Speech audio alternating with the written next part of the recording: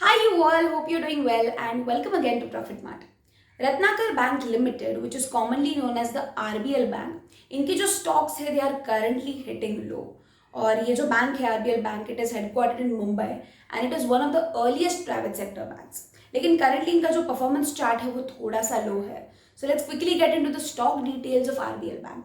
Before moving forward आप सबसे एक रिक्वेस्ट है, अगर आपने प्रॉफिट मार्ट को अभी तक सब्सक्राइब नहीं किया है तो please go and press the subscribe button and also press the bell icon so that you never miss a video.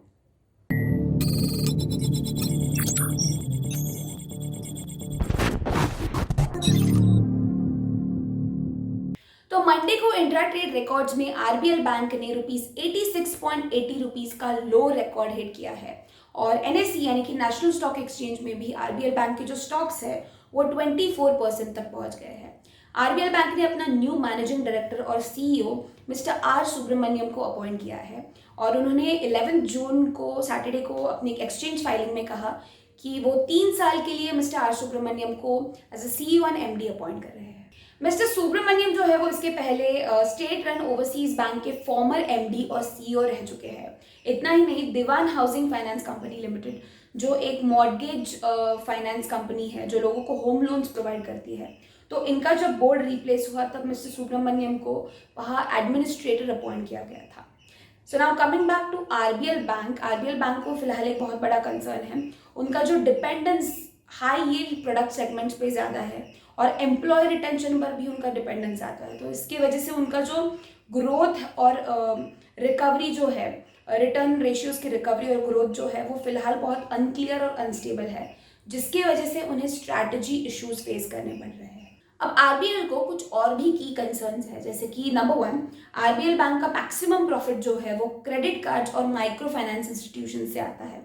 तो अगर फिलहाल मॉडल चेंज होता है तो इनकी प्रॉफिटेबिलिटी और ग्रोथ जो है आरबीएल बैंक की दोनों इफेक्ट हो सकती है। Number 2, employ stock ownership plan. तो एम्प्लॉय स्टॉक ओनरशिप प्लान एक बहुत की फैक्टर है, एक की रोल प्ले करता है एम्प्लॉय टैलेंट और आरबीएल बैंक का प्राइस परफॉर्मेंस बढ़ाने के लिए।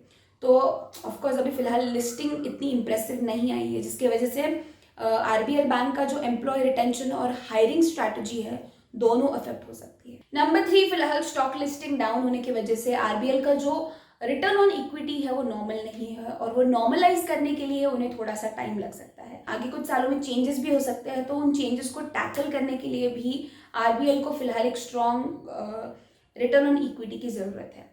पिछले साल दिसंबर में आरबीएल बैंक के जो सीईओ और डायरेक्टर थे मिस्टर विश्ववीर आहूजा, उनको कुछ रीजंस की वजह से एक इंडेफिनिट लीव पर जाना पड़ा था अचानक।